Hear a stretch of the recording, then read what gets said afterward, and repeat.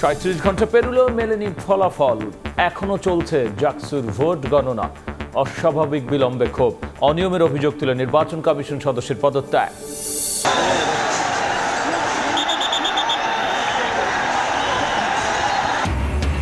রণক্ষেত্র Cox's Bazar stadium, ভাঙচুর, আগুন, লুটপাট, আইন শৃঙ্খলা বাহিনীর সঙ্গে দর্শকদের সংঘর্ষ, ইউএনও সহ আহত ৩০। ডিসি গোল্ড কাপ ফুটবলের ফাইনাল ম্যাচ পন্ড। বাংলাদেশ থেকে স্বর্ণ যাচ্ছে ভারতে, স্বর্ণের বিনিময়ে আসছে বাংলাদেশে বিভিন্ন রকমের মাদকদ্রব্য। গডফাদার স্বর্ণ ব্যবসায়ী তারা সবসময় ধরাছোঁয়ার বাইরে থাকছে। যশোরে হাত বদল, বেনাপোল সাতক্ষীরা সীমান্ত দিয়ে ভারতের স্বর্ণ পাচার, বিনিময়ে ঢুকছে মাদকের চালান, ধরাছোঁয়ার বাইরে সিন্ডিকেট, কঠোর অবস্থানে বিজিবি। যমুনা নদীর ওপর আলাদা রেল সেতু, পুরানো লাইন সরিয়ে প্রশস্ত হচ্ছে সড়ক, ৬ থেকে বেড়ে হবে ৮ মিটার, স্বস্তির যাত্রা অপেক্ষায় উত্তরবঙ্গবাসী। এবং নেপালে অন্তর্বর্তী সরকার প্রধান সুশীলা কার্কি প্রথমবার নারী নেতৃত্বে নতুন মন্ত্রিসভা গঠন, দেশ পুনর্গঠনে ভূমিকা রাখবে প্রত্যাশা।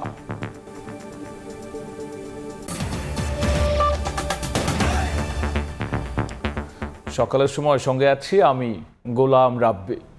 ৩৭ ঘন্টা পরও শেষ হয়নি জাকসু নির্বাচনের ভোট গণনা। হাতে হাতে গণনায় বিলম্বের জন্য কেন্দ্র থেকে বেরিয়ে ক্ষোভ ঝাড়েন রিটার্নিং অফিসার, আর নানা অনিয়মের অভিযোগ তুলে পদত্যাগ করেছেন নির্বাচন কমিশনের সদস্য মাফরুহি সাত্তার। প্রধান নির্বাচন কমিশনার আশ্বস্ত করলেও জনবল বাড়িয়েও শুক্রবার রাতের মধ্যে ফলাফল দিতে পারেনি কমিশন। চরম অব্যবস্থাপনায় ক্ষুব্ধ সাধারণ শিক্ষার্থীরাও। জাহাঙ্গীরনগর বিশ্ববিদ্যালয় কেন্দ্রীয় ছাত্র সংসদ জাকসু ও হল সংসদ নির্বাচনের নাটকীয়তা যেন শেষই হচ্ছে না। এর মধ্যেই শুক্রবার রাতে অনিয়মের অভিযোগ তুলে নির্বাচন কমিশনের সদস্য পদ থেকে পদত্যাগ করেন অধ্যাপক মাফরুহি সাত্তার।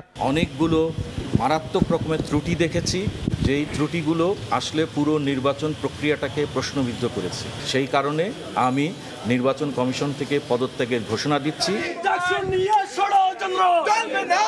মুহূর্তেই এই ঘটনার প্রতিক্রিয়া জানান শিক্ষার্থীরা। সিনেট ভবনের সামনে সমন্বিত শিক্ষার্থী জোট অভিযোগ করেন, জাকসু বানচালের ষড়যন্ত্র সফল না হওয়ায় বিএনপিপন্থী শিক্ষক মাফরুহি সাত্তার পদত্যাগ করেছেন। এই ঘটনাকে দায়িত্বহীনতা আখ্যা দিয়ে নিন্দাও জানায় সমন্বিত শিক্ষার্থী জোট। তার এই পদত্যাগ আমাদের কাছে মনে হয় তার যে হীন ষড়যন্ত্র ছিল নির্বাচনকে ঘিরে, সেই হীন ষড়যন্ত্র বাস্তবায়ন না করার ফলেই সে মনে করেছে যে শিক্ষার্থীরা তাদেরকে দেখিয়ে দিয়েছে কিভাবে ভোট কেন্দ্রে এসে ব্যালট বিপ্লবের মাধ্যমে জবাব দিতে হয়। সেই ভয়ই সে এখন লাস্ট মুহূর্তে পালিয়েছে। বৃহস্পতিবার জাকসু নির্বাচনের ভোট গ্রহণ শেষে রাত 10টা 10 ভোট গণনা শুরু হয়। শুক্রবারও দিনভর ভোট গণনায় 2 দফা বিরতি দেওয়া হয়। চূড়ান্ত ফল প্রকাশের ধারে কাছেও যেতে পারেনি নির্বাচন কমিশন। ভোট গণনায় অস্বাভাবিক বিলম্বের কারণে ক্ষোভ ঝাড়েন সুলতানা আক্তার। এভাবে চলতে থাকলে 3 দিনেও ভোট গণনা শেষ হবে না দাবি করে তিনি বলেন, শিক্ষিকা জান্নাতুল ফেরদৌসের মৃত্যুর দায় নিতে হবে প্রশাসনকে। অব্যবস্থাপনার জন্য আমার সহকর্মী জান্নাতুল ফেরদৌসের মৃত্যু হয়েছে বলে আমি মনে করি। আমি এই মৃত্যুর বিচার চাই, এই মৃত্যুর সঠিক বিচার চাই। বিশ্ববিদ্যালয় প্রশাসনকে এই অব্যবস্থাপনার জন্য দায়ী করছে। সিনেটের সামনে অবস্থান নিয়ে বিলম্বের জন্য নির্বাচন কমিশনের অপেশাদারিত্বকে দায়ী করেন শিক্ষার্থীরা। আমরা দীর্ঘ 24 ঘন্টার মতো আমাদের টিচাররা এবং কি আমরা উভয় ক্লান্ত, এবং এই যে ম্যানুয়ালি যে ভোট গণনা করা হচ্ছে আমরা তীব্র নিন্দা জানাই। কেন্দ্রীয় সংসদের ভোট গণনায় ওএমআর ব্যবহারের দাবি জানান গণতান্ত্রিক ছাত্র সংসদ প্যানেলের ভিপি প্রার্থী। ওএমআর ব্যবহার করেও হতে পারে, কিংবা ভোট গণনার যে টেবিল সেটাও বাড়ানো যেতে পারে। যে কোনোভাবে দ্রুত সময়ের মধ্যে যাতে ভোট গণনা শেষ করে একটা ফলাফল প্রদান করা হয় সেটার জন্য দাবি জানিয়েছে। এর আগে বিকেলে নির্বাচন কমিশনের সঙ্গে বৈঠক শেষে ফলাফল প্রকাশে বিলম্বের কারণ জানান উপাচার্য। পরে প্রধান নির্বাচন কমিশনার জানান, রাতের মধ্যেই ফল প্রকাশের চেষ্টা চলছে। একটি অভিযোগের প্রেক্ষিতে মেশিন রিড করার যে প্রক্রিয়াটা ছিল সেটা নির্বাচন কমিশন স্থগিত করেছে, আমি অবগত হয়েছি। এদিকে যে কোনো পরিস্থিতি মোকাবিলায় সিনেট ভবন সহ ক্যাম্পাস জুড়ে কঠোর অবস্থানে রয়েছে আইন শৃঙ্খলা বাহিনী। বিশৃঙ্খলা হবে না, আমরা যেহেতু আইন শৃঙ্খলা রাখার দায়িত্বে রয়েছি, আমরা অবশ্যই সব পরিস্থিতি আমাদের রয়েছে। জাকসু নির্বাচনে মোট ভোটার 11,843 জন। ভোটাধিকার প্রয়োগ করেছেন প্রায় 8,000 শিক্ষার্থী। অনিয়মের অভিযোগ তুলে নির্বাচন বয়কট করেছে ছাত্রদল সহ 5 প্যানেল ও 5 স্বতন্ত্র প্রার্থী। দিন মোহাম্মদ সাব্বির, সময় সংবাদ, ঢাকা। এই মুহূর্তে জাহাঙ্গীরনগর বিশ্ববিদ্যালয়ে আছেন হাসান ওয়ালি এবং স্বপন আহমেদ। সবশেষ জানতে সরাসরি শুরুতে যাচ্ছি ওয়ালির কাছে। টানা ৩৪ ঘন্টা ধরে ভোট গণনা চলছে জাহাঙ্গীরনগর বিশ্ববিদ্যালয়ের কেন্দ্রীয় ছাত্র সংসদ জাকসু নির্বাচনে। যে সময় আসলে ভোট গণনা শুরু হওয়ার কথা ছিল, অর্থাৎ বিকেল ৫টায় ভোট গ্রহণ শেষে, সেটি হিসেব করলে মোট ৩৯ ঘন্টা। আমার পেছনে যে কর্মযজ্ঞ চলছে এটি ধারাবাহিকভাবে গতকাল সারা রাতও চলেছে এবং এখানে মূলত যারা নির্বাচনী কর্মকর্তা রয়েছেন, বিভিন্ন হলে যারা দায়িত্ব পালন করেছেন, তারা এখনও পর্যন্ত আসলে ভোট গণনা করছেন। গতকালকে আমরা কিছুটা ধীর গতি দেখেছিলাম, সেটি নিয়ে বিভিন্ন প্রার্থীরা আসলে বিক্ষুব্ধ ছিলেন, ক্ষোভ প্রকাশ করেছেন। তারপরে আসলে এই জায়গাটিতে লোকবল বাড়ানো থেকে শুরু করে টেবিল বৃদ্ধি, সব ধরনের প্রস্তুতি আসলে নির্বাচন কমিশন এবং বিশ্ববিদ্যালয় প্রশাসনের তরফ থেকে নেওয়ার কথা বলা হয়েছিল। আমরাও তার কিছুটা দেখেছি, অর্থাৎ গতকাল থেকে কিছুটা আসলে অগ্রগতি হয়েছে বলে আমাদের কাছে মনে হয়েছে। এখন পর্যন্ত কেন্দ্রীয় সংসদে মোট 12টি হলের গণনা শেষ হচ্ছে বলে আমাদেরকে জানানো হয়েছে নির্বাচন কমিশনের পক্ষ থেকে, অর্থাৎ আরও 9টি হল এখন পর্যন্ত বাকি রয়েছে। এর আগে গতকাল দুপুর পর্যন্ত মোট 21টি হলের যে হল সংসদে যারা নির্বাচনে প্রতিদ্বন্দ্বিতা করেছেন তাদের ভোট গণনা করা হয় গতকাল 7:30 নাগাদ, সন্ধ্যা 7:30 নাগাদ মূলত এই কেন্দ্রীয় সংসদের অর্থাৎ জাকসু নির্বাচনের এই ভোট গণনা শুরু হয়, যেখানে 25টি পদের বিপরীতে প্রতিদ্বন্দ্বিতা করছেন 179 জন। সেই কারণেই মূলত বেশ কিছুটা বিলম্বিত হচ্ছে আসলে, কারণ যে পদ্ধতিতে এই ভোট গণনা করার কথা ছিল জাকসু নির্বাচন কমিশনের, অর্থাৎ ডাকসুতে যে প্রক্রিয়া হয়েছে একইভাবে, কিন্তু সেটিকে অনুসরণ করা হয়নি কয়েকটি ছাত্র সংগঠনের আপত্তির কারণে। এখন যেটি একেবারেই ম্যানুয়াল পদ্ধতিতে হাতে কলমে আসলে এটিকে নির্ধারণ করা লাগছে, ভোট গণনা করা লাগছে, যার ফলে খুব স্বাভাবিকভাবেই অনেক বেশি সময় ক্ষেপণ হচ্ছে। গতকালকেও একজন শিক্ষিকা দায়িত্বরত অবস্থায়, ঠিক যে রুমটি আমরা দেখতে পাচ্ছি এই জায়গাটিতেই তিনি দায়িত্বরত অবস্থায় মারা গেছেন, যেটি নিয়েও আসলে বিক্ষুব্ধ হয়েছেন শিক্ষকরা। তারা বলেছেন যে এই প্রক্রিয়ার মধ্য দিয়ে আসলে তাদের উপরে যে মানসিক এবং শারীরিকভাবে যে আসলে তাদের উপর দিয়ে যে প্রেশার যাচ্ছে, সেটি আসলে তারা বলছেন যে আগামী 3 দিনেও এটি শেষ হবে না, এমন কথা কিন্তু গতকালকে একজন রিটার্নিং কর্মকর্তা আমাদের সামনে গণমাধ্যমের সঙ্গে বলেছেন। তারপর আসলে জনবল বৃদ্ধি করা সহ আনুষঙ্গিক অন্যান্য যে সুবিধা সেটি নিশ্চিত করার পরে কিছুটা অগ্রগতি হয়েছে। আমরা গতকাল সারা রাতই দেখেছি বিভিন্ন প্রার্থী মূলত যারা এখনও নির্বাচনে রয়েছে, ছাত্রদল সহ কয়েকটি প্যানেল বর্জনের পর যারা নির্বাচনে মাঠে রয়েছে, ছাত্র শিবির, গণতান্ত্রিক ছাত্র সংসদ সহ কয়েকটি স্বতন্ত্র প্যানেল, 2টি স্বতন্ত্র প্যানেল, তারা সারা রাতই আসলে এই জায়গাটিতে ছিল। তাদের দাবি যে গতকাল রাতের মধ্যেই শেষ করার দাবি ছিল এবং প্রশাসনের পক্ষ থেকে কিন্তু সেই আশ্বাসও দেওয়া হয়েছিল, কিন্তু শেষ পর্যন্ত আসলে সেটি বাস্তবায়ন করা সম্ভব হয়নি প্রশাসনের পক্ষ থেকে। তবে এখনও পর্যন্ত যারা শিক্ষার্থী রয়েছেন তারা আশা প্রকাশ করছেন অন্ততপক্ষে আজকের মধ্যে ভোট গণনা শেষ হবে এবং জাকসু নির্বাচনে জাহাঙ্গীরনগর বিশ্ববিদ্যালয়ের প্রায় 8,000 শিক্ষার্থী যাদেরকে ভোট দিয়েছেন, মনোনীত করেছেন, নির্বাচিত করেছেন, তাদের নাম ফলাফল হিসেবে ঘোষণা করা হবে, সেই প্রত্যাশা শিক্ষার্থীরা করছেন। এই সিনেট ভবনে আমি রয়েছি, এর বাইরের পুরো জায়গা জুড়ে কিন্তু আইনশৃঙ্খলা রক্ষাকারী বাহিনীর সরব উপস্থিতি রয়েছে, কোনো ধরনের বিশৃঙ্খলা পরিস্থিতি যাতে না ঘটে, ঠিক সেই জায়গাটিতে রয়েছেন আমার সহকর্মী, যাচ্ছি তার কাছে। এই ভোট গণনাকে কেন্দ্র করে কিন্তু ভিতরে যেরকম সমালোচনা বা আলোচনা তৈরি হয়েছিল, বাহিরেও অর্থাৎ সিনেট ভবনের বাহিরেও কিন্তু যেখানে শিক্ষার্থীরা সহ যারা বিভিন্ন প্যানেল থেকে নির্বাচন করেছেন তাদেরই কিন্তু বেশ সমালোচনা, আলোচনা এবং বিভিন্ন অভিযোগের তথ্য আমরা পেয়েছি। আমরা যখন রাত থেকে আসলে কভার করছিলাম, রাত থেকে আসলে আমরা দেখেছি যে এই সিনেট ভবনের সামনে যারা আসলে ভোটের ফলাফলের জন্য রাতভরই আসলে অপেক্ষায় ছিলেন, যদিও এই মুহূর্তে আসলে তাদের সংখ্যাটা অনেকটাই কমে গিয়েছে। তবে একটি বিষয় বলতে হয়, যেহেতু এই জাকসু নির্বাচন 33 বছর পরে অনুষ্ঠিত হচ্ছে, স্বাভাবিকভাবেই এই নির্বাচনকে কেন্দ্র করে হয়তো বা সহিংস কোনো ঘটনা ঘটতে পারে এমন আশঙ্কা কিন্তু হয়তো প্রশাসনের মধ্যে ছিল। এতে করেই কিন্তু আসলে নির্বাচনের আগে থেকেই আমরা দেখেছি যে এই পুরো ক্যাম্পাস জুড়ে আসলে প্রশাসনের বেশ চলাচল আমরা দেখেছি। কেননা যখন আমরা এই প্রধান 2টি গেট, জাহাঙ্গীরনগরের যে প্রধান 2টি ফটক রয়েছে, সেই ফটকের সামনে কিন্তু আমরা দেখেছি যে র্যাব সদস্য, বিজিবি সদস্য সহ সাদা পোশাকে বিভিন্ন সংস্থা অর্থাৎ সিআইডি, ডিবি সহ তারা কিন্তু অবস্থান করছেন। পাশাপাশি এই সিনেট ভবনের সামনেও কিন্তু যখন আসলে ফলাফল ঘোষণা করার আগ মুহূর্তে যখন গণনা শুরু হয় তখন থেকেই কিন্তু এই সিনেট ভবনের পুরোটি এলাকা অর্থাৎ সিনেট ভবনের পুরোটি এলাকায় কিন্তু বেশ পুলিশ সদস্য এবং এপিবিএন সদস্যরা তারা কিন্তু এখনও অবস্থান ধরে রেখেছেন। কেননা তারা বলছেন যে ভোট গণনার দিনে হলেও এটি নিয়ে যেরকম শিক্ষার্থীদের মধ্যে বিভিন্ন মতভেদ রয়েছে, পাশাপাশি এই ভোট গণনার বিষয়কে কেন্দ্র করে হয়তো বা কোনো ধরনের আইন শৃঙ্খলার অবনতি ঘটে এমন কোনো ঘটনা ঘটতে পারে। এজন্যই কিন্তু তারা আসলে এখানে অবস্থানটি ধরে রেখেছেন যেন এ ধরনের কোনো ঘটনা না ঘটে। শুধু এই সিনেট ভবনটি নয়, আমরা এই ক্যাম্পাসের বিভিন্ন পয়েন্টে আসলে গিয়েছিলাম যেখানে এলইডি স্ক্রিনগুলো লাগানো হয়েছে, যেখানে আসলে রাত্রের দিকে বেশ কিছু শিক্ষার্থী সহ এবং বিভিন্ন প্যানেলের যে সমর্থকরা রয়েছে তাদের অবস্থান ছিল। তারাও কিন্তু সেখানে বেশ আনন্দ উল্লাস নিয়ে আসলে এলইডি স্ক্রিনে আসলে ভোট গণনা দেখছিলেন। তবে সবার মধ্যে আসলে একটি বিষয় আসলে লক্ষ্য করা গিয়েছে, তারা আসলে যেটি আমাদেরকে বলছেন যে এত দীর্ঘ প্রতীক্ষিত আসলে নির্বাচন, যেহেতু 33 বছর পর এই নির্বাচনে এত ডিলে হয় এটি আসলে তাদের কোনোভাবেই আসলে বোধগম্য হচ্ছেন না। তারা বলছেন যে অতি দ্রুত এটি নিষ্পন্ন করতে হবে এবং তারা বিভিন্ন অভিযোগের প্রেক্ষিতে, যেটি আমার সহকর্মী ওয়ালি যেটি আপনাদেরকে জানালেন, যে অভিযোগের প্রেক্ষিতে প্রশাসনের পক্ষ থেকেও আসলে লোকবল বাড়ানো হয়েছে, যথেষ্ট চেষ্টাও করা হচ্ছে। তবে এই যে চেষ্টা, এই যে 2 দিন ধরে 3 দিন ধরে মানুষের একটি ক্লান্তি, সেই ক্লান্তিতে কিন্তু আমরা দেখেছি যে পুলিশ সদস্যদের মধ্যেও এসেছিল, তারাও কিন্তু অনেকটাই ক্লান্তি সহ আসলে এখানে যারা উপস্থিত হয়েছিলেন তাদের মধ্যে পুরোটাই একটি ক্লান্তি চলে এসেছিল। যাই হোক, যেটা বলছিলাম যে পুলিশ সদস্য সহ বিভিন্ন আইন শৃঙ্খলা বাহিনীর সদস্যদের উপস্থিতি আমরা এখানে লক্ষ্য করছি, যেন এই নির্বাচনের ফলাফল বা ভোট গ্রহণের ফলাফলকে নিয়ে আসলে কোনো ধরনের অপ্রীতিকর ঘটনা না ঘটে, সেজন্য তারা সর্বদা এখানে প্রস্তুত রয়েছেন।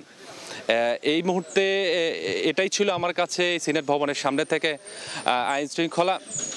আরেকটি বিষয় বলতে চাই, যেটি না বললেন, সেটি হচ্ছে আমরা সকাল থেকে, যদিও রাত থেকে আমরা এখানে অবস্থান করছি, রাতের দিকে এখানে বেশ কিছু শিক্ষার্থী যারা আমাদেরকে অভিযোগ দিয়েছেন যে তারা বলেছেন যে 33 বছর পরে এই নির্বাচনটি অনুষ্ঠিত হলেও তাদের যে উল্লাসটি ছিল, যে উল্লাস নিয়ে আসলে তারা ভোট দিতে গিয়েছেন, তাদের এই উল্লাসটি কিন্তু গুড়েবালি হয়ে গেছে যখন তারা এই দীর্ঘ ফলাফলের জন্য অপেক্ষা করেছেন। ফলাফলের জন্য অপেক্ষা করতে গিয়ে তাদের কিন্তু এই উল্লাসটা আসলে অনেকটাই মাটি হয়ে গেছে, এমন অভিযোগ তারা আমাদেরকে জানিয়েছেন। তারা বলছেন যে যদি এই ফলাফল ঘোষণাটি অনেক আগেই হয়ে যেত বা বৃহস্পতিবার রাত্রেই করা হতো, তাহলে হয়তো তাদের এই উল্লাস বা তাদের যে উদযাপন সেটি হয়তো আরও ভালোভাবে তারা করতে পারত। তো সব মিলিয়ে বিভিন্ন জায়গার বিভিন্ন প্রার্থী, এরই মধ্যে আরেকটি যেহেতু অনাকাঙ্ক্ষিত ঘটনা ঘটেছে, এটি নিয়েও শিক্ষার্থীদের মধ্যে একটি দুঃখ প্রকাশ করেছেন অনেক শিক্ষার্থী। তারা বলছেন যে এই ভোট গণনার কেন্দ্র করেই যেহেতু এত জটিলতা সৃষ্টি হয়েছে, এই ঘটনাকেও আসলে তারা একটু মর্মাহত হয়েছেন, কেননা একজন শিক্ষক ভোট গণনার সময় খুবই নির্মমভাবে মারা গেছেন, যেটি আসলে শিক্ষার্থীদের পক্ষ থেকেও যেটিতে দুঃখ প্রকাশ করা হয়েছে। পাশাপাশি এখানে যারা প্রশাসনিক কর্মকর্তা বা উপাচার্য সহ যারা কর্মকর্তা রয়েছেন তাদের পক্ষ থেকেও কিন্তু দুঃখ প্রকাশ করা হচ্ছে। সব মিলিয়ে আজকের দিনটায় যেহেতু প্রায় 34 ঘন্টা পার হয়ে গেছে, আজকের দিনটায় সকাল থেকেই এখানে পুলিশ সদস্য সহ অন্যান্য আইন শৃঙ্খলা বাহিনী উপস্থিত রয়েছে যেন অনাকাঙ্ক্ষিত কোনো ঘটনা না ঘটে। এই ছিল এখন পর্যন্ত সিনেট ভবনের সামনে থেকে আমার কাছে সবশেষ। জাকসু ভোট গণনার সবশেষ নিয়ে আমরা সরাসরি ছিলাম জাহাঙ্গীরনগর বিশ্ববিদ্যালয় ক্যাম্পাসে। এদিকে একদিন আগে শেষ হয়েছে ভোট গ্রহণ, হাতে হাতে এখনো চলছে গণনা। বলছি ঘটনাবহুল জাকসু নির্বাচনের কথা। ঘন্টার পর ঘন্টা বিরামহীন দায়িত্ব পালন করে যাচ্ছেন সাংবাদিক, আইন শৃঙ্খলা বাহিনী সহ দায়িত্বরতরা। চরম অব্যবস্থাপনায় ফলাফলের অপেক্ষা যেন শেষই হচ্ছে না শিক্ষার্থীদের। এ বিষয়ে বিস্তারিত জানবো স্বপন আহমেদের কাছে। জাহাঙ্গীরনগর বিশ্ববিদ্যালয়ের কেন্দ্রীয় ছাত্র সংসদ, জাকসু ও হল সংসদ নির্বাচনের ভোট গণনায় হযবরল অবস্থা। অস্বাভাবিক বিলম্বে 33 বছরের অপেক্ষা আরও দীর্ঘ হচ্ছে। অপেক্ষার সঙ্গী হয়েছেন গণমাধ্যম কর্মী, আইন শৃঙ্খলা বাহিনীর সদস্যরাও। জাকসুর মতো দেশের যে কোনো ঘটনায় ছুটে যান সংবাদকর্মী, পুলিশ, র্যাব ও আইন শৃঙ্খলা বাহিনী। বৃহস্পতিবার ভোট গ্রহণের শুরু থেকে এখন পর্যন্ত তথ্য সংগ্রহে কাজ করে যাচ্ছেন সাংবাদিকরা। চরম অব্যবস্থাপনার সত্ত্বেও পিছপা হয়নি কেউ। জাকসু ও হল সংসদ নির্বাচনের ভোট গ্রহণের 30 ঘন্টারও বেশি সময় পেরিয়ে গেছে। এখনো ফলাফল প্রকাশ করতে পারেননি নির্বাচন কমিশন। ফলাফল সহ প্রতি মুহূর্তের নানা খবরাখবর জানাতে গণনা কক্ষের বাইরে ঘন্টার পর ঘন্টা অপেক্ষা করছেন সংবাদকর্মীরা। ফলাফল প্রকাশে বিলম্ব হয় ক্ষোভ ও আক্ষেপের সুর তাদের কণ্ঠেও। এত লম্বা সময় এবং এত অল্প ভোট, মানে যেটা একটা বলা যায় খুবই সংখ্যাটা অল্প, সেইটা আসলে এত দীর্ঘ সময় লাগাটা আমার কাছে বিরক্তির।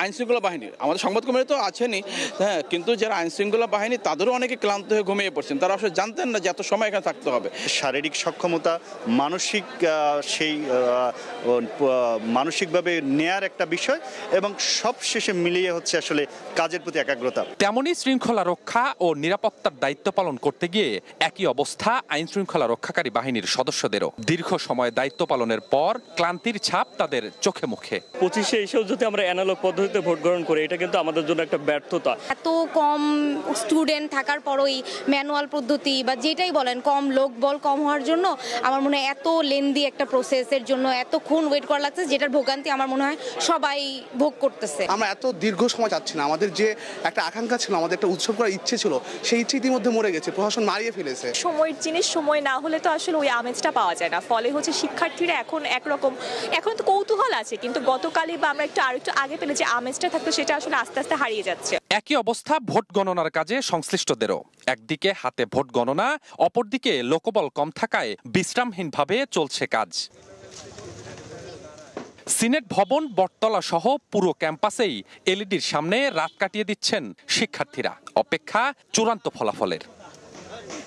জাহাঙ্গীরনগর বিশ্ববিদ্যালয় থেকে স্বপন আহমেদ, সময় সংবাদ। জাকসু নির্বাচনের দায়িত্ব পালন করে অসুস্থ হয়ে মারা যাওয়া শিক্ষক জান্নাতুল ফেরদৌসের বাড়িতে শোকের মাতম। শুক্রবার রাতে পাবনায় দ্বিতীয় জানাজা শেষে আরিফপুর কবরস্থানে তাকে দাফন করা হয়। মৃত্যুর আগ মুহূর্তে বাবাকে হোয়াটসঅ্যাপে শেষবারের মতো বার্তা পাঠান। তাতে লেখা ছিল, বাবা, আমি ভোট গণনার জন্য যাচ্ছি। চলতি বছরের জানুয়ারিতে পারিবারিকভাবে বিয়ে হয়। শিগগিরই জাঁকজমকপূর্ণ আয়োজন করে শ্বশুরবাড়ি পাঠানোর প্রস্তুতি নিচ্ছিলেন স্বজনরা, কিন্তু আনন্দের পরিবর্তে বাড়িতে শোকাবহ পরিবেশ।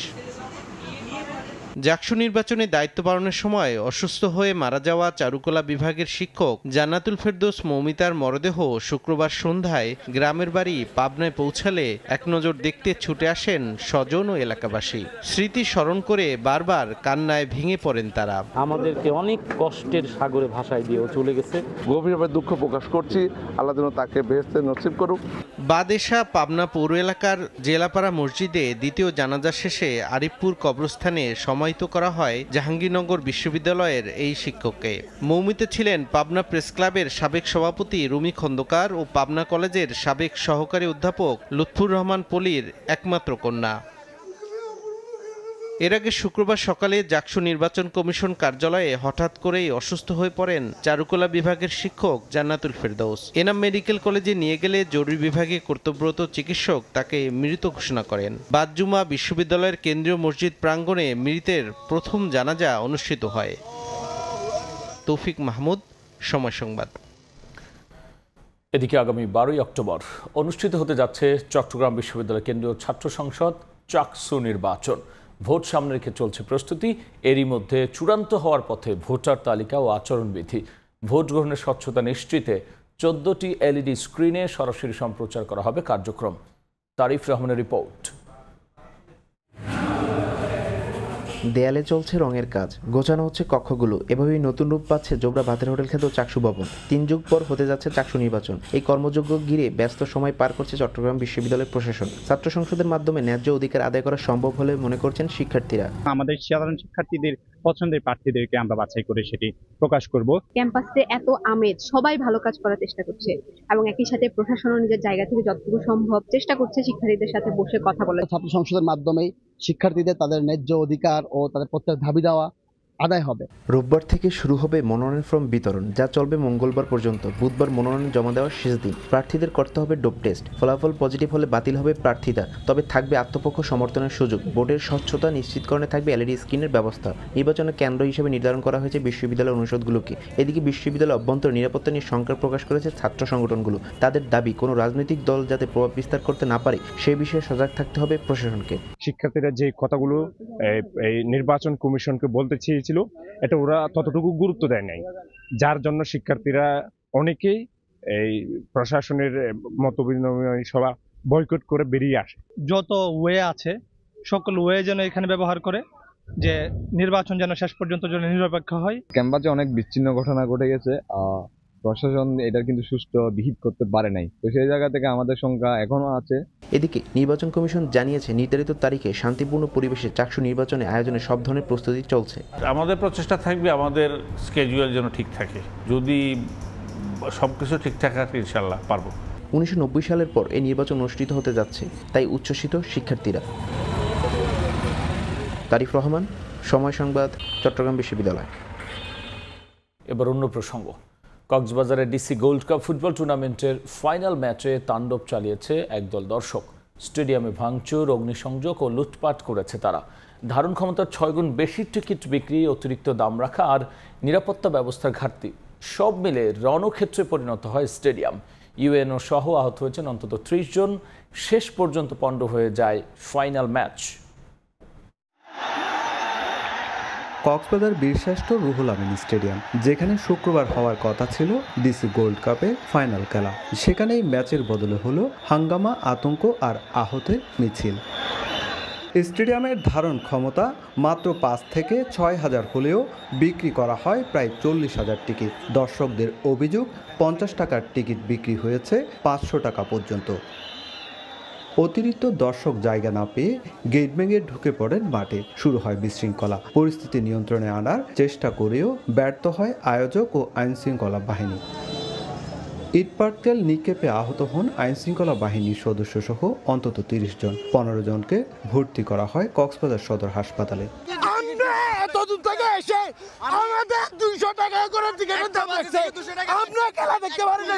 ধারণ ক্ষমতা হচ্ছে 5,000, ওনারা 10,000 15,000 টিকিট বিক্রি অনেক করছে। এরা যদি জায়গা দিতে না পারে তাহলে টিকিট বিক্রি কেন করছে?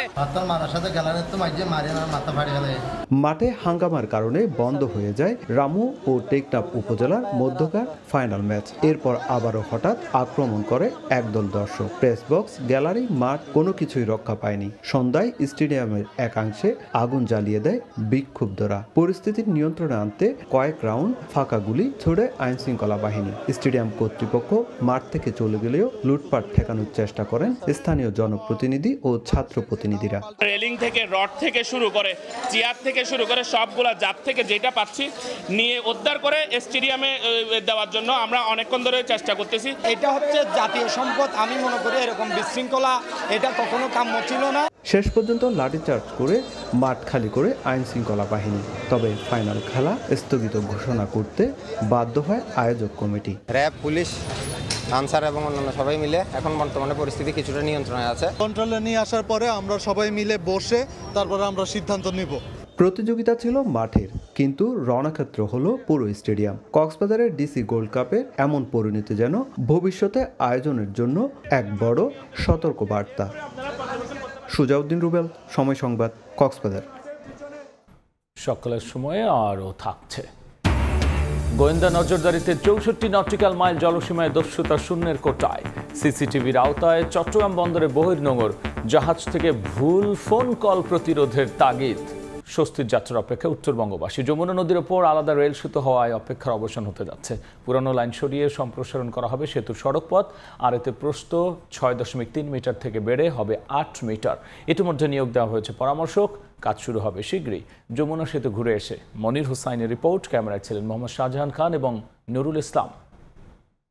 আমি এখন যে জায়গাটিতে দাঁড়িয়ে আছি, ঠিক এই লাইনেই চলাচল করত উত্তরবঙ্গগামী ট্রেন, কিন্তু ঠিক পাশেই যমুনা রেল সেতু হওয়ার পর এখন অকেজো এই লাইন। আর এতে এই অংশকে কাজে লাগিয়ে যমুনা সেতুর সড়ক পথ সম্প্রসারিত করার সিদ্ধান্ত নেয় সেতু কর্তৃপক্ষ। আর এতে এই 6.3 মিটারের এই সড়ক পথ হবে প্রায় 8 মিটারের। ফলে এই অংশের যে যানবাহনগুলো আছে সেগুলো নির্বিঘ্নেই চলাচল করতে পারবে বলে আশা করা যাচ্ছে।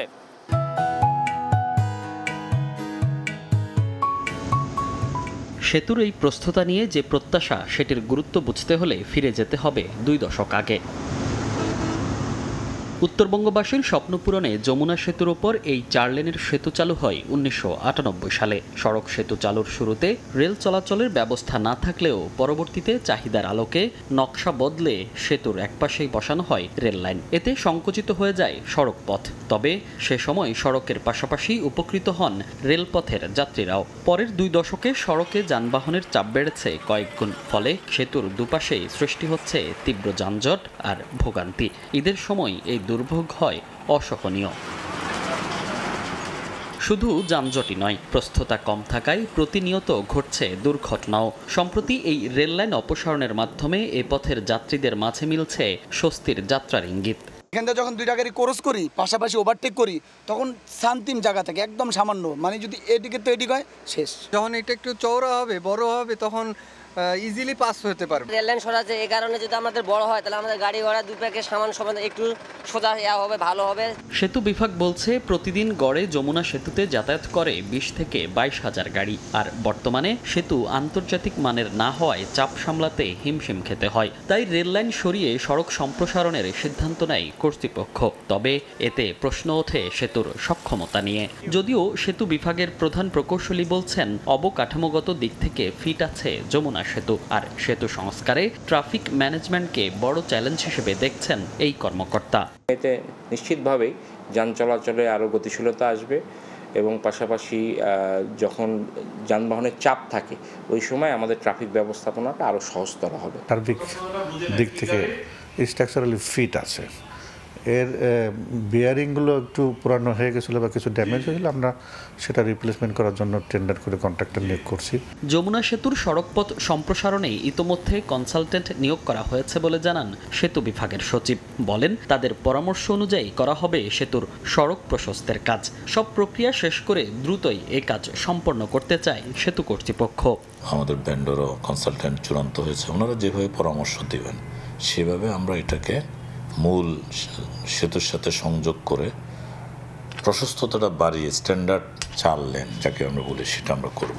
যেহেতু জিনিসটা একটু কারিগরি বিষয়, টেকনিক্যাল, আমাদের থাকবে যথাসম্ভব কম সময়ের মধ্যে যদি আমরা পাই তাহলে কাজটা করতে আমরা এগিয়ে যেতে পারবো। বাট তাড়াহুড়ো করে যাতে ওর কোয়ালিটিতে কম্প্রোমাইজ করতে না হয় সেটা আমাদের বিবেচনা। প্রতিনিয়ত যে পরিমাণ চাপ বাড়ছে যমুনা সেতুতে, সেক্ষেত্রে আগামী 10-15 বছরের মধ্যে বিকল্প সেতুর প্রয়োজন পড়বে বলে জানান সংশ্লিষ্টরা। যমুনা সেতু থেকে মনির হোসাইন, সময় সংবাদ। গাইবান্ধা কুড়িগ্রামবাসীর দীর্ঘ প্রত্যাশিত মাওলানা ভাসানী সেতু উদ্বোধনের একদিন পরই বৈদ্যুতিক কেবল চুরির কারণে বন্ধ হয়ে যায় বিদ্যুৎ সংযোগ। দীর্ঘ 21 দিন অন্ধকারে ডুবে থাকার পর অবশেষে চালু হয়েছে বিদ্যুৎ সংযোগ। এখন সেতু ও পারাপারকারী জনসাধারণের নিরাপত্তায় 2 পাড়ে 2টি পুলিশ বক্স চাইছেন স্থানীয়রা। বিপ্লব ইসলামের রিপোর্ট। গাইবান্ধা কুড়িগ্রাম জেলার মধ্যে সরাসরি সড়ক পথে যোগাযোগ সহ দেশের উত্তরাঞ্চলের মানুষের জন্য নতুন সম্ভাবনার দ্বার খুলে দেয় মাওলানা ভাসানী সেতু। কিন্তু উদ্বোধনের পরদিনই 310 মিটার বৈদ্যুতিক কেবল চুরি হওয়ায় বন্ধ হয়ে যায় সেতুর বিদ্যুৎ সংযোগ। সন্ধ্যা নামলেই ঘুটঘুটে অন্ধকারে ডুবে যেত পুরো এলাকা। ঘটত চুরি, ছিনতাই সহ নানা অপরাধ ও দুর্ঘটনা। দীর্ঘ 21 দিনের অপেক্ষা শেষে 12 সেপ্টেম্বর পর্যন্ত সচল হয়েছে সেতুর প্রায় 80 ভাগ ল্যাম্পপোস্ট সহ সংযোগ সড়কের বিদ্যুৎ সংযোগ। এখন রাতের ঝলমলে আলোয় সেতু যেন বাড়তি সৌন্দর্য ছড়াচ্ছে তিস্তার বুকে। বাইক চালিয়ে গেলে দেখা গেল যে লাইটিং এর কারণে দেখা যাচ্ছে না, গাড়ি অ্যাক্সিডেন্ট হইতো। লাইট চালু হয়েছে, অনেক সুন্দর লাগতেছে, আমরা অনেক হ্যাপি। আর বৃষ্টি অনেক সুন্দর, রাতের দৃশ্যটা অনেক সুন্দর, খুব ভালো লাগতেছে দেখে, সৌন্দর্যটা উপলব্ধি করতে পারছি। তবে ফের চুরি বন্ধ সহ সেতু ও চলাচলকারী মানুষের নিরাপত্তার জন্য সেতুর 2 প্রান্তে 2টি স্থায়ী পুলিশ বক্স স্থাপনের দাবি এলাকাবাসীর। প্রশাসনের নজরদারি থাকলে এতে নিরাপত্তাটা আরো জোরদার হবে। 2 পাশেই আমাদের পুলিশ বক্স থাকলে ভালো হয়। স্থানীয়দের দাবির প্রেক্ষিতে 2 পারে স্থায়ী পুলিশ বক্স দেওয়ার জন্য ঊর্ধ্বতন কর্তৃপক্ষের সঙ্গে যোগাযোগ চলছে বলে জানান এলজিইডির নির্বাহী প্রকৌশলী। অস্থায়ী পুলিশ ক্যাম্প স্থাপনের জন্য মন্ত্রণালয়ের এক নির্দেশনা আছে। ব্রিজের দুই প্রান্তে যদি স্থাপন করা যায় জনগণের সার্বিক নিরাপত্তা এবং এর সাথে সাথে আমাদের ব্রিজের অবকাঠামো নিরাপত্তাটা সুনিশ্চিত হবে। সুন্দরগঞ্জের হরিপুরে তিস্তা নদীর উপর 925 কোটি টাকা ব্যয়ে এলজিইডির বাস্তবায়নে 1490 মিটার দেশের সর্ববৃহৎ সেতু নির্মাণ করা হয়। গত 20 আগস্ট উদ্বোধন করা হয় সেতুটি। বিপ্লব ইসলাম, সময় সংবাদ, গাইবান্ধা। দুর্গাপূজা সামনে রেখে বাংলাদেশ থেকে স্বর্ণের পাচার বেড়েছে ভারতে, বিনিময়ে আসছে মাদকের চালান। এমন তথ্যই দিচ্ছে সীমান্ত সূত্রগুলো। স্থানীয়দের দাবি, বিজিবির হাতে আটক হচ্ছে পাচার হতে যাওয়া স্বর্ণের সামান্য অংশ। ধরাছোঁয়ার বাইরে থেকে যাচ্ছে মূল হোতা। এই অবস্থায় সীমান্তে চোরাচালান বন্ধে কঠোর অবস্থানের কথা জানিয়েছে বিজিবি। আজিজুল হকের তথ্য ও শাওন হোসেনের ছবিতে রিপোর্ট। আর কয়দিন বাদেই দুর্গাপূজা। সনাতন ধর্মের সবচেয়ে বড় এই উৎসবকে সামনে রেখে প্রতিবেশী দেশ ভারতে ব্যাপকভাবে বাড়ে স্বর্ণালংকারের চাহিদা, যা মেটাতে বাড়ে বাংলাদেশ থেকে স্বর্ণের পাচার। এমন দাবি করে সীমান্ত সূত্রগুলো বলছে, প্রথমে দুবাই, মালয়েশিয়া, আফ্রিকা, সিঙ্গাপুর সহ বিভিন্ন দেশ থেকে বিমানে আসে স্বর্ণের চালান। পরে ঢাকা থেকে ট্রেন বা বাসে করে একটি গ্রুপ তা নিয়ে আসে যশোরে। হাত বদল হয়ে চলে যায় চৌগাছা, বেনাপোল ও সাতক্ষীরা সীমান্তে। সেখানে নির্ধারিত স্থানে আসার পর পৌঁছে যায় ভারতীয় এজেন্টদের হাতে। একই চক্রের হাতে দেশে ঢুকছে মাদকের চালান। চোরাচালান হচ্ছে স্বর্ণ বা মাদক দ্রব্য, এতে কিন্তু আমাদের বাণিজ্যিক নিরাপত্তা হুমকির মধ্যে পড়ছে। বাংলাদেশ থেকে স্বর্ণ যাচ্ছে ভারতে এবং ভারত থেকে স্বর্ণের বিনিময়ে আসছে বাংলাদেশে বিভিন্ন রকমের মাদক দ্রব্য। সীমান্তে বিজিবির অভিযানে স্বর্ণ পাচারকারী এবং স্বর্ণ আটক করলেও যারা মূল হোতা গডফাদার স্বর্ণ ব্যবসায়ী তারা সবসময় ধরাছোঁয়ার বাইরে থাকছে। এগুলো আরো কড়াকড়ি করতে হবে এবং এই বৈধ পথ দিয়ে যেসব পাসপোর্ট যাত্রীরা যাচ্ছে আরো কড়াকড়ি হবে, তাদেরকে চেকিং করতে হবে। বিজেপির তথ্য, চলতি বছর ভারতে পাচারকালে 15 কেজি 504 গ্রাম স্বর্ণ উদ্ধার করেছে এই সীমান্তরক্ষী বাহিনীর 49 ব্যাটালিয়নের সদস্যরা। এ সময় বহনকারী কয়েকজনকে আটক করতে পারলেও ধরাছোঁয়ার বাইরে থেকে গেছে মূল হোতারা। তাদের ধরতে বাড়ানো হয়েছে তৎপরতা।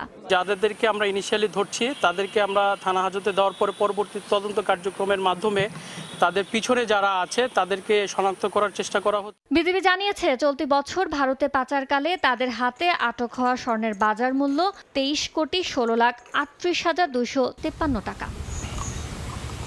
সময় সংবাদ, বেনাপোল। নিরাপত্তা টহল জোরদারের পাশাপাশি গোয়েন্দা নজরদারি বাড়িয়ে 64 নটিক্যাল মাইল জলসীমায় জলদস্যুতা শূন্যের কোটায় নামিয়ে এনেছে চট্টগ্রাম বন্দর কর্তৃপক্ষ।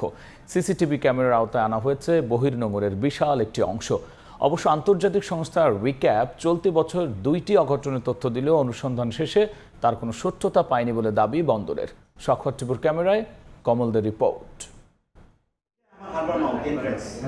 চট্টগ্রাম বন্দর ভবনে বসেই বহির্নোঙরের আলফা, ব্রেভো এবং চার্লি অ্যাঙ্কের যে অবস্থানরত পণ্য বোঝাই মার্চেন্ট শিপগুলো যেমন দেখা যায়, তেমনি কর্ণফুলী নদীর মোহনা হয়ে বন্দর চ্যানেল এবং আশপাশের নৌ অঞ্চলের মাছ ধরার নৌকা এবং ট্রলারগুলোর গতিবিধিও থাকছে নজরদারির মধ্যে। মূলত এইসব ছোট ছোট মাছ ধরার নৌকা এবং ট্রলার দিয়েই মার্চেন্ট শিপ থেকে রশি কিংবা ছোটখাটো পণ্য চুরির চেষ্টার অভিযোগ থাকায় এই আধুনিক নজরদারির ব্যবস্থা নিয়েছে বন্দর কর্তৃপক্ষ। আমাদের নিরাপত্তা ক্যামেরা বাদেও ভিটিএমএস টাওয়ার থেকে আমরা বহির্নোঙরের সমস্ত জাহাজের মুভমেন্ট মনিটর করতে পারি। চ্যানেলে যে সমস্ত জাহাজ প্রবেশ করে বের হয় আমরা সেগুলোর গতিবিধি মনিটর করতে পারি এবং যে সমস্ত ক্ষেত্রে আমাদের সন্দেহ হয় আমরা আইন প্রয়োগকারী সংস্থা অর্থাৎ বাংলাদেশ কোস্টগার্ড, নৌবাহিনী অথবা পুলিশ আমরা যোগাযোগ করে আমরা আইন প্রয়োগ করার ব্যবস্থা করি। বঙ্গোপসাগরের মাত্র 6 নটিক্যাল মাইল জলসীমা নিয়ে কাজ শুরু করা চট্টগ্রাম বন্দরের জলসীমা একদিকে মিরেশ্বরায়, অন্যদিকে মাতার বাড়ি, আর তা পৌঁছেছে 64 নটিক্যাল মাইলে। বিশাল এই জলসীমায় 4000-এর বেশি জাহাজের নিরাপত্তা নিশ্চিত করা সত্যি দুরূহ। তবে regional cooperation agreement on combating piracy and armed robbery against ship in Asia রিক্যাপের তথ্য অনুযায়ী চলতি বছর এশিয়ার বিভিন্ন নৌ অঞ্চলে 95টি দস্যুতার মধ্যে বাংলাদেশের জলসীমায় 2টি মার্চেন্ট শিপে অঘটনের চেষ্টা হয়েছে। অবশ্য 2024 সালে 10টি ঘটনার তথ্য জানিয়েছিল সংস্থাটি। বন্দরের দাবি, অঘটনের অভিযোগ ওঠার পরপরই বন্দরের নিরাপত্তা বিভাগ অনুসন্ধানে নেমে তার কোনো সত্যতা পায়নি। আমাদের গত বছর যদি চিন্তা করেন কোনো রকম কোনো ইনসিডেন্ট নাই। অনেকে হয়তো ফোন করে, যেটা দেখা যায় যে এখানে চট্টগ্রাম বন্দর কর্তৃপক্ষের কিংবা জাহাজের কোনো সংশ্লিষ্টতা নাই।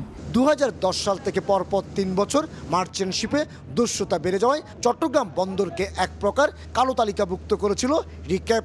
পরবর্তী বছরগুলিতে পরিস্থিতির উন্নতি হলে সেই তালিকা তুলে নেওয়া হয়। এমনকি 2019 সালের পর চুরির অভিযোগ একেবারে শূন্যের কোটায় নামিয়ে আনা হয়েছিল। বাংলাদেশকে সেফ পোর্ট এবং সিকিউর পোর্ট হিসেবে আন্তর্জাতিক মণ্ডলে আমাদের ইমেজ বৃদ্ধিপ্রাপ্ত হবে। এর ফলে আমাদের শিপিং ফ্রেট এবং শিপিং ট্রেড, এই দুটো জিনিসে আমাদের আরও ভালো হবে। অনেক সময় মার্চেন্ট শিপ থেকে ভুল ফোন কল যাওয়ার অভিযোগও রয়েছে। এক্ষেত্রে বন্দরকে আরও বেশি সতর্ক হওয়ার তাগিদ এই সাবেক মেরিনারের। ফিশারম্যানরা ওরা ওই পাইরেট বেসিক্যালি, মানে ছিচকাচর, ওরা এই কাজে ব্যস্ত, কিন্তু ওরা ফিশিং একটা উপায় ধরে নেই, ওরা জাস্ট মানে যাতে ধরা না পড়ে, বা যদি কোস্টগার্ড বা কেউ ধরে তখন বলতে পারে যে আমরা ফিশিং করতেছি। পণ্য নিয়ে আসা মার্চেন্ট শিপগুলিতে দস্যুতার ঘটনা ঘটলে যেমন বহির্বিশ্বের সমুদ্র পরিবহন বাণিজ্যে বন্দরের সুনাম ক্ষুণ্ণ হয়, সে সাথে ঝুঁকি বিবেচনায় জাহাজ ভাড়াও বাড়িয়ে দেয় জাহাজ মালিক, মেইনলাইন অপারেটর প্রতিষ্ঠানগুলো। কমল দে, সময় সংবাদ, চট্টগ্রাম। নেত্রকোনা ধনু নদীতে স্পিডবোট ডুবে 4 শিশু নিখোঁজ হয়েছে। শুক্রবার বিকেলে খালিয়াজুড়ির 5-8 গ্রাম স্পিডবোটে করে পাশের জেলা কিশোরগঞ্জের ইচনার মৃগা এলাকায় বিয়েতে যাচ্ছিলেন কয়েকজন। পথে একটি মাছ ধরা নৌকার সঙ্গে ধাক্কা লাগে স্পিডবোটটির। এ সময় নৌকা থেকে দুজন স্পিডবোট চালককে মারধর করতে চাইলে দুপক্ষের মধ্যে ধস্তাধস্তি হয়। এর এক পর্যায়ে ধনু নদীতে স্পিডবোটটি ডুবে গিয়ে 4 শিশুসহ এক নারী নিখোঁজ হয়। পরে রোজিনা নামের ওই নারীকে উদ্ধার করে হাসপাতালে পাঠানো হয়।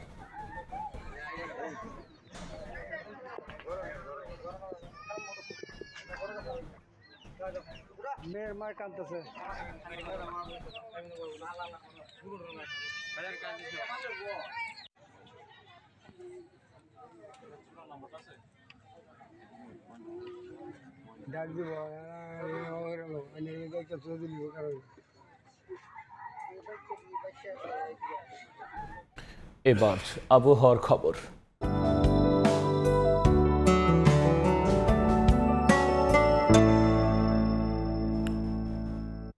দেখে নেব আজকের বাতাসের মানসূচক। বায়ুমান বিষয়ক সংস্থা IQAir এর সূচক অনুযায়ী বাংলাদেশে এখনকার বাতাসের মান: ঢাকা বিভাগের বায়ুর মান 60, যা সন্তোষজনক, বাতাসের আর্দ্রতা 87%। চট্টগ্রাম বিভাগে বায়ুর মান 53, এটিও সন্তোষজনক, বাতাসের আর্দ্রতা 91। রাজশাহী বিভাগে বায়ুর মান 89, যা সন্তোষজনক, আর্দ্রতা 90। সিলেট বিভাগে বায়ুর মান 17, এটি ভালো, বাতাসের আর্দ্রতা 96%।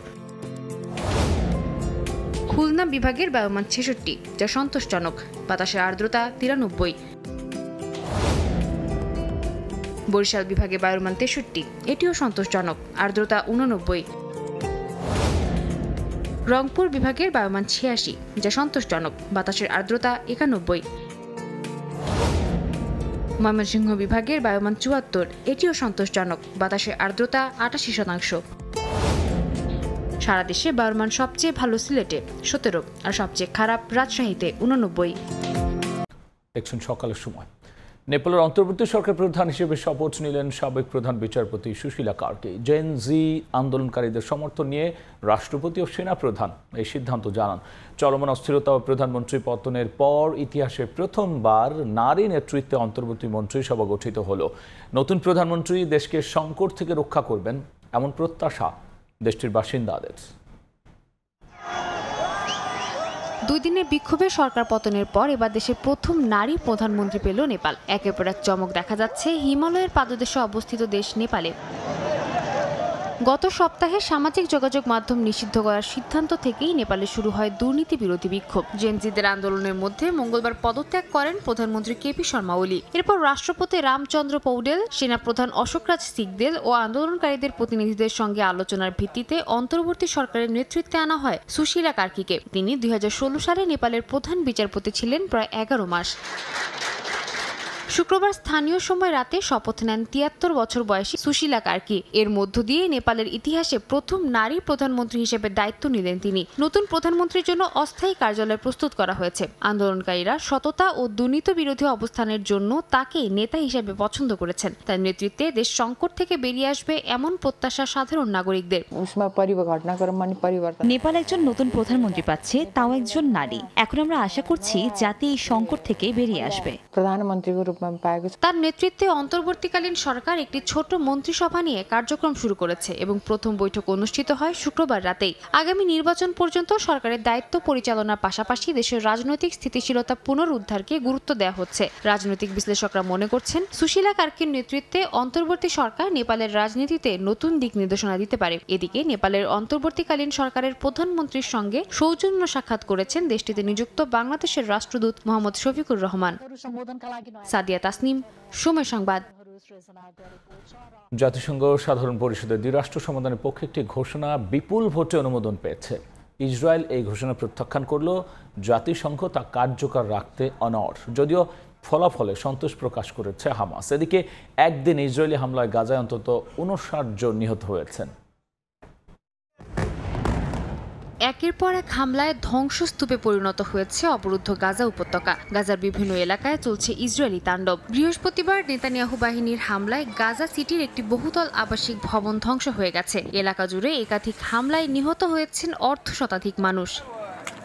চলমান এই হামলায় ইতি টানতে জাতিসংঘ সাধারণ পরিষদ শুক্রবার একটি ঘোষণা অনুমোদন করেছে। সৌদি আরব ও ফ্রান্সের আয়োজনে জুলাইয়ে হওয়া আন্তর্জাতিক সম্মেলনের ভিত্তিতেই এই ৭ পাতার ঘোষণাপত্র তৈরি করা হয়। ১৪২টি দেশ পক্ষে, ১০টি বিপক্ষে এবং ১২টি দেশ ভোট দেয়া থেকে বিরত থাকে। ঘোষণায় স্পষ্টভাবে উল্লেখ করা হয়েছে ২০২৩ সালের ৭ অক্টোবরের হামাসের হামলা যেমন নিন্দনীয়, তেমনি গাজায় ইসরায়েলের নির্বিচার বোমাবর্ষণ, অবরোধ ও অনাহারও অমানবিক। এতে সৃষ্ট ভয়াবহ মানবিক বিপর্যয় তুলে ধরে তা বন্ধের আহ্বান জানানো হয়। পাশাপাশি দ্বিরাষ্ট্র সমাধানের জন্য সুনির্দিষ্ট সময়সীমা সাপেক্ষ পদক্ষেপ গ্রহণের আহ্বান জানানো হয়। কিন্তু ইসরায়েলের প্রধানমন্ত্রী বিনিয়ামিন নেতানিয়াহু আগের দিনই ঘোষণা দেন, ফিলিস্তিন কখনোই স্বাধীন রাষ্ট্র হবে না। জাতিসংঘের ঘোষণাও প্রত্যাখ্যান করে তেল আবিব। শুক্রবার ভোটের পর ইসরায়েলি পররাষ্ট্র মন্ত্রণালয়ের মুখপাত্র ওরেন মার্মোস্টেইন বলেন, ঘোষণায় হামাসকে সন্ত্রাসী সংগঠন হিসেবে উল্লেখ না করাই প্রমাণ করে যে সাধারণ পরিষদ বাস্তবতা থেকে বিচ্ছিন্ন এক রাজনৈতিক সার্কাসে পরিণত হয়েছে। যদিও ইসরায়েলের প্রত্যাখ্যান উপেক্ষা করে নিজেদের ঘোষণায় অনড় থাকার সিদ্ধান্ত জানায় জাতিসংঘ। তবে হামাস এই ঘোষণা অনুমোদনকে স্বাগত জানিয়েছে। তারা এটিকে দ্বিরাষ্ট্র সমাধানের পথে একটি গুরুত্বপূর্ণ পদক্ষেপ হিসেবে দেখছে। ভোটের ফলাফলের প্রেক্ষিতে ২২ সেপ্টেম্বর উচ্চ পর্যায়ের সাধারণ পরিষদ বৈঠকে কিছু দেশ আনুষ্ঠানিকভাবে ফিলিস্তিন রাষ্ট্রকে স্বীকৃতি দিতে পারে বলেও জানায় গণমাধ্যম। সাদিয়া তাসনিম, সময় সংবাদ। মার্কিন প্রেসিডেন্ট ডোনাল্ড ট্রাম্পের প্রভাবশালী মিত্র চার্লি কার্ক হত্যার ঘটনায় প্রধান সন্দেহভাজন হামলাকারী টাইলার রবিনসনকে গ্রেফতার করা হয়েছে। উদ্ধার করা হয়েছে একটি রাইফেল, যা দিয়ে গুলি ফরেন্সিক ল্যাবে পাঠানো হয়েছে গুলির খোসা। জঘন্য হত্যাকাণ্ড মন্তব্য করে প্রেসিডেন্ট ডোনাল্ড ট্রাম্প গ্রেফতার যুবকের মৃত্যুদণ্ড দাবি করেছেন। আচমকা গুলির শব্দ, মুহূর্তেই ছড়িয়ে পড়ে আতঙ্ক। ইউটা ভ্যালি ইউনিভার্সিটিতে আয়োজিত এক অনুষ্ঠানে মার্কিন রক্ষণশীল কর্মী চার্লি কার্ককে গুলি করে হত্যা করা হয়। ৩১ বছর বয়সী কার্ক মার্কিন প্রেসিডেন্ট ডোনাল্ড ট্রাম্পের ঘনিষ্ঠ সহযোগী ছিলেন। বক্তৃতা চলাকালে তার গলায় গুলি লাগে। দ্রুত হাসপাতালে নেওয়া হলেও চিকিৎসকরা তাকে মৃত ঘোষণা করেন। এই ঘটনার প্রধান সন্দেহভাজন হিসেবে টাইলার রবিনসনকে বৃহস্পতিবার রাতে গ্রেফতার করে এফবিআই। গভর্নর কক্স জানান, সন্দেহভাজন রবিনসন স্থানীয় বাসিন্দা হলেও বিশ্ববিদ্যালয়ের ছাত্র ছিলেন না। পরিবার ও বন্ধুদের সাক্ষ্যে জানা যায় তিনি সাম্প্রতিক সময়ে রাজনৈতিকভাবে চরমপন্থী হয়ে উঠেছিলেন এবং কার্ককে ঘৃণা করে মন্তব্য করতেন। এক আত্মীয়ের স্বীকারোক্তি থেকে সূত্র ধরে শেষ পর্যন্ত তার অবস্থান চিহ্নিত করে এফবিআই। তদন্তকারীরা রবিনসনের গাড়ি ও সিসিটিভি ফুটেজ যাচাই করেন। তার ডিসকর্ড চ্যাটে অস্ত্র সংগ্রহের পরিকল্পনা এবং বুলেটের খোসায় বার্তা খোদাইয়ের কথাও ধরা পড়ে। এফবিআই কর্মকর্তারা জঙ্গল থেকে একটি বোল্ট অ্যাকশন রাইফেল উদ্ধার করেন। ধারণা করা হচ্ছে ওই অস্ত্র দিয়েই কার্ককে হত্যা করা হয়েছে। রাইফেল ও গুলির খোসা ফরেন্সিক ল্যাবে পাঠানো হয়। এই হত্যাকাণ্ডকে জঘন্য হত্যাকাণ্ড বলে মন্তব্য করেছেন প্রেসিডেন্ট ট্রাম্প। তিনি কার্ককে অসাধারণ প্রতিভাবান ও ছেলের মতো ঘনিষ্ঠ বলে উল্লেখ করেন এবং রবিনসনের জন্য মৃত্যুদণ্ড দাবি করেন। সাদিয়া তাসনিম, সময় সংবাদ। সকালের সময় এশিয়া কাপের গুরুত্বপূর্ণ ম্যাচে মাঠে নামতে যাচ্ছে বাংলাদেশ। শ্রীলঙ্কার বিপক্ষে গ্রুপ পর্বের দ্বিতীয় ম্যাচ খেলবে লিটন কুমার দাসের দল। বাইরের সমালোচনায় কান না দিয়ে সাম্প্রতিক পরিসংখ্যানে আত্মবিশ্বাসী পেসার তানজিম সাকিব। এদিকে বাংলাদেশের চ্যালেঞ্জ নিতে মুখিয়ে শ্রীলঙ্কাও। আবু জায়েদ স্টেডিয়ামে ম্যাচ শুরু রাত 8:30টায়। সংযুক্ত আরব আমিরাত থেকে সাব্বির মিথুন জানাচ্ছেন বিস্তারিত।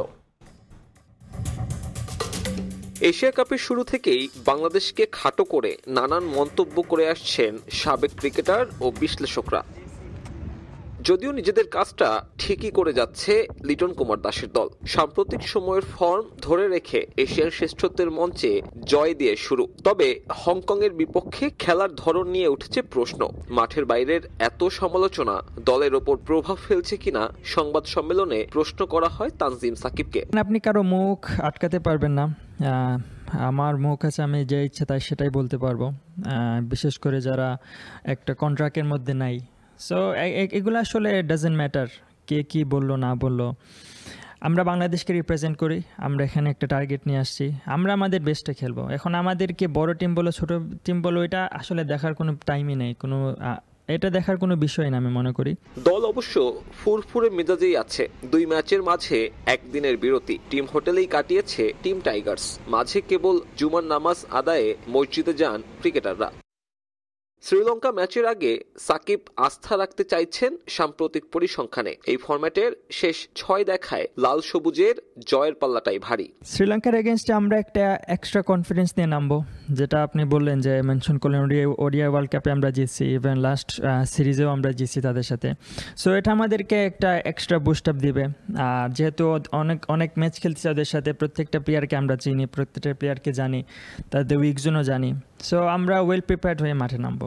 আবুধাবির গরমে ক্রিকেটারদের ক্লান্তি বাড়ায়নি টিম ম্যানেজমেন্ট। তাই অনুশীলন নয়, এদিন কৌশল সাজানোতেই ছিল বাড়তি গুরুত্ব।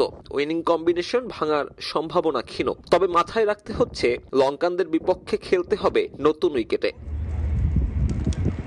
অন্যদিকে বাংলাদেশের বিপক্ষে ম্যাচ দিয়ে এশিয়া কাপ শুরু করবে শ্রীলঙ্কা। রান রেটের হিসেবে গ্রুপে এগিয়ে আফগানিস্তান। সুপার 4-এর হিসেব মেলাতে পয়েন্ট টেবিলের মারপ্যাচ নিয়ে ভাবছে লঙ্কানরাও। ইউএইতে শুভ সূচনার আশায় আসালঙ্কার দল। আসলে দৈরতটা ভক্তদের মাঝেই আছে। খেলোয়াড় হিসেবে আমরা একটা চ্যালেঞ্জিং লড়াই করি। এই যা আমরা একটা ভালো ম্যাচ উপহার দিতে চাই। বাংলাদেশ বা অন্য দলের সঙ্গেও একইভাবে চাইতাম। 2018 নিদাহাস ট্রফির পর থেকেই বাংলাদেশ শ্রীলঙ্কা রাইভালরি পেয়েছে ভিন্ন মাত্রা। নাগিন ড্যান্স, টাইম আউট কাণ্ডের প্রভাব এবারের এশিয়া কাপেও থাকবে নিশ্চিতভাবে। সাব্বির মিথুন, সময় সংবাদ, সংযুক্ত আরব আমিরাত। এ পর্যায়ে শীর্ষ সংবাদ জানিয়ে দিচ্ছে আরও একবার। 39 ঘন্টা পেরুলেও মেলেনি ফলাফল। এখনও চলছে জাকসুর ভোট গণনা।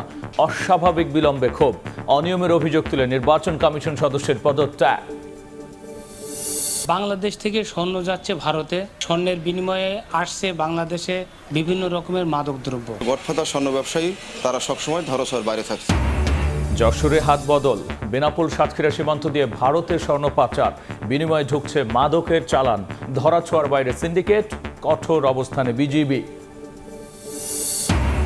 এবং নেপালে অন্তর্বর্তী সরকার প্রধান সুশীলা কার্কি প্রথমবার নারী নেতৃত্বে নতুন মন্ত্রিসভা গঠন। দেশ পুনর্গঠনে ভূমিকা রাখবেন প্রত্যাশা।